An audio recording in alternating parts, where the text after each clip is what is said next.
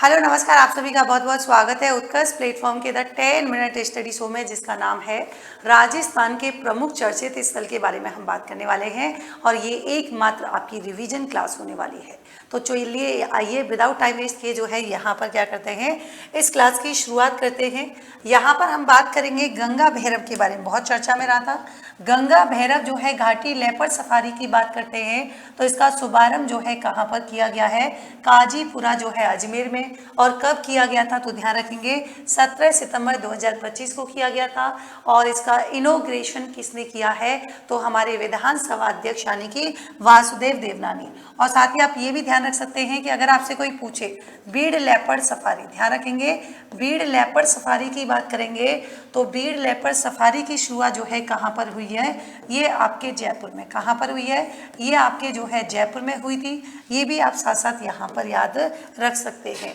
और साथ ही मैं आपको बता दूं कि देखिए मधुहारी उत्कृष्टता केंद्र जो है ये आपके कहाँ पर स्थापित किया गया है, एसएमएस हॉस्पिटल यानी कि जयपुर की बात कर रहे हैं। और अगर आपसे पूछे मिशन मधुहारी यानी कि ये जो मधुहारी मिशन है या हम जिसको मिशन मधुहारी के नाम से जानते हैं, इसकी शुरुआत कब हुई थी तो 7 अप्रैल, जिस दिन हम क्या मनाते हैं, स्वास्थ्य दिवस यानी कि हेल्थ डे के रूप में मनाते हैं। तो उसी के अवसर पर क्या है, इसकी शुरुआत हुई थी। और पायलट प्रोजेक्ट के तहत इसको जो है 4 शहरों में चलाया गया है। कौन कौन से, एक तो उदयपुर हो जाएगा, एक आपके नागौर हो जाएगा, एक जयपुर और कौन सा है, जोधपुर यहाँ पर होने वाला है।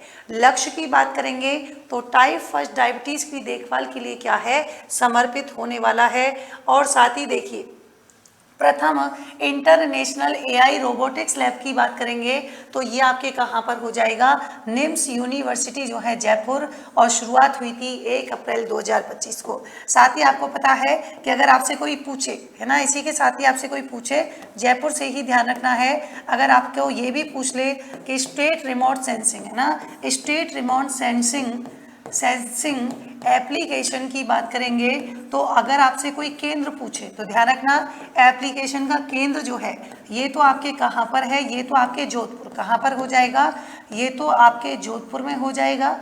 जबकि आपसे कोई क्वेश्चन पूछे कि स्टेट रिमोट सेंसिंग एप्लीकेशन का जो है उपकेंद्र कहाँ पर है तो ध्यान रखेंगे उपकेंद्र जो है कहाँ पर हो जाएगा, जयपुर में। तो ये भी आप साथ ही साथ यहाँ पर भी ध्यान रख सकते हैं। नेक्स्ट चलते हैं, नेक्स्ट क्या है जरा देखिए कि यहाँ पर यानी कि विद्यानगर के पास, विद्याधर नगर आपने सुना होगा, जयपुर में रहते हैं या नहीं भी रहते हैं तो भी, तो यहाँ पर किशन बाग जयपुर में क्या किया गया है, जो भारतीय सेना है उसकी शौर्य गाथाओं को दर्शाने के लिए थीम जो है यहाँ पर यानी कि थीम पार्क की स्थापना की गई है। कहाँ, किशन बाग जयपुर में। आगे हम बात करेंगे राजस्थान का पहला जो है बालिका सैन्य आवासीय स्कूल।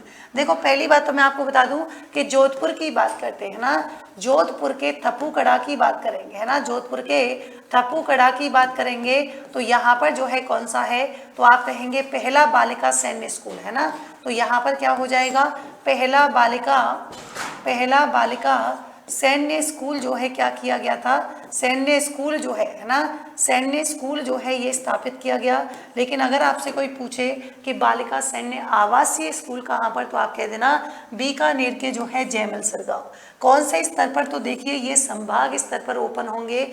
और भाई विभाग कौन सा है इससे रिलेटेड तो शिक्षा विभाग हो जाएगा। और हमारे जो शिक्षा मंत्री हैं मदन दिलावर के द्वारा जो है 11 जुलाई को इसका शिलान्यास किया गया था। पहले चरण की बात करेंगे तो पहले चरण यानी कि 5 संभाग कोटा, जयपुर, बीकानेर, भरतपुर और क्या हो जाएगा, अजमेर में हो जाएगा। साथ ही देखिए कि नाम यानी कि राजकीय कन्या सैनिक स्कूल रामी देवी राम नारायण राठी राजकीय बालिका सैनिक विद्यालय, ध्यान रखना है। संचालित की बात करेंगे तो बालिका सैनिक स्कूल में कक्षा 6 से 12 तक की कक्षा में, और पहले चरण की बात करेंगे तो कक्षा 6 से लेकर 8 तक की कक्षाओं में ही क्या है, प्रवेश मिलेगा। और यहाँ पर ध्यान रखेंगे मतलब भामाशाह जिनका नाम है पूनम चंद्र राठी, इन्होंने तकरीबन 108 करोड़ की जमीन जो है क्या है वो यहाँ पर दान में दी है। अगर आपसे पूछे प्रधानमंत्री दिव्यासा केंद्र का उद्घाटन तो ये आपके महाराणा भीम सिंह यानी कि एमपीएस अस्पताल परिसर जो है कोटा में, कोटा से ही ध्यान रख सकते हैं कि भाई यहाँ पर जो है स्नेक पार्क, अगर आपसे पूछे स्नेक पार्क जो है कहाँ पर स्थापित किया गया, कोटा में। और कोटा से ही ध्यान रखेंगे कोटा के खैराबाद में जो है क्या है, तो कोटा के खैराबाद रामगंज मंडी की बात करेंगे तो यहाँ पर जो है क्या हुआ है, तो आपको ध्यान रखना है यहाँ पर जो है स्टील बर्तन बैंक क्या है, तो यहाँ पर जो है स्टील बर्तन बैंक जो है ये ध्यान रखेंगे। और कोटा से ही ध्यान रखना नमो टॉय बैंक है ना, नमो टॉय बैंक जो है ये भी आपके कहाँ पर, तो आप कहेंगे ये भी आपके कोटा में ही स्थापित किया गया है। तो 3 पॉइंट आपके कोटा से ध्यान रख सकते हैं। अगला देखेंगे कि पनोरमा के निर्माण को लेकर बात करें तो कुछ कुछ पनोरमा हैं, जैसे हड़बूजी सांखला का पनोरमा ये आपके भूंडेल, नागौर और बैनटी और फलौदी में। जबकि तेजाजी की बात करेंगे तो सुरसुरा यानी कि अजमेर की बात करेंगे। जीड़ माता का पनोरमा रेवासा सीकर में और श्री गोगा देव जी राठौड़ का सेखाला यानी कि जोधपुर में क्या है, निर्माण किया जाएगा।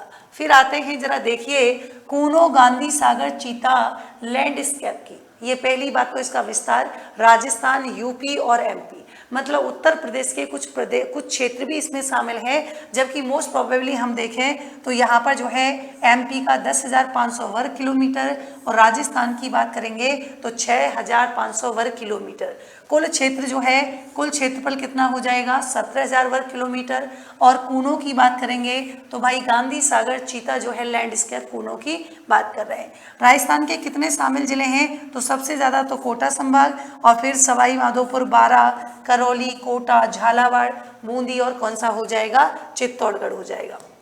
साथ ही देखिए राजस्थान का पहला कृत्रिम गर्भाधान प्लांट की बात करेंगे बस्सी जयपुर में हो जाएगा और RCDF भारत सरकार और राष्ट्रीय डेयरी विकास बोर्ड के सहयोग से जो है स्थापित किया गया है।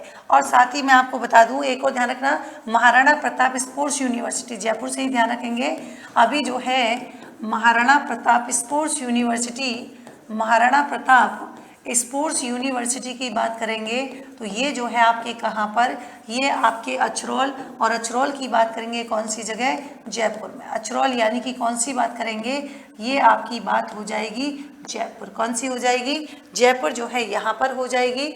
और अभी राजस्थान में वर्तमान में विकास प्राधिकरण कितने हैं, आप कह देंगे 7 हैं और भरतपुर और बीकानेर है ना। अभी 2025 में भरतपुर और बीकानेर, जैसे भरतपुर विकास प्राधिकरण तो भाई शामिल गांव पहले 53 थे, अब बढ़कर जो है 210 गांव हो गए और कुल क्षेत्रफल कितना है 53,205 हेक्टेयर।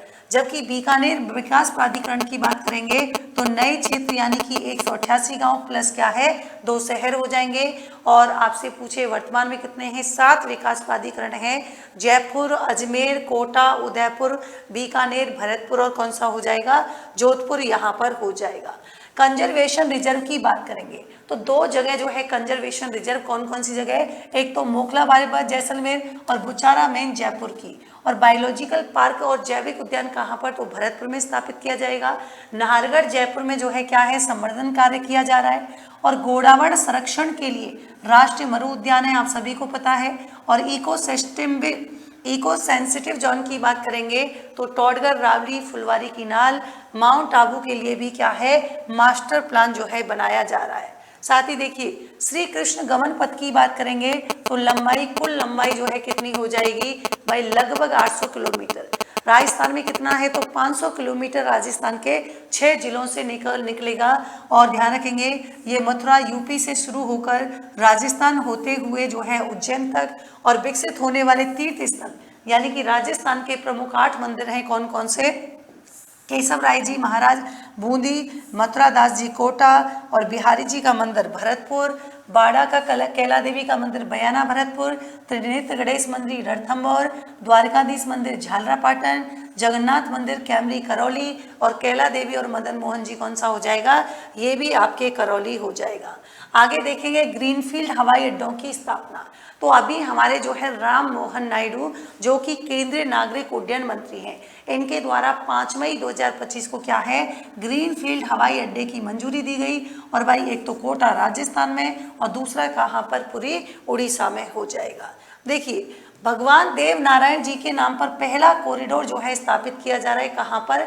मालासेरी डूंगरी यानी कि आंशिक भीलवाड़ा की बात कर रहे हैं। और ध्यान रखेंगे जबकि आपसे कोई पूछे प्रसाद योजना के तहत, और प्रसाद योजना किसके तहत चलाई गई? केंद्र सरकार। स्वीकृत राशि कितनी है?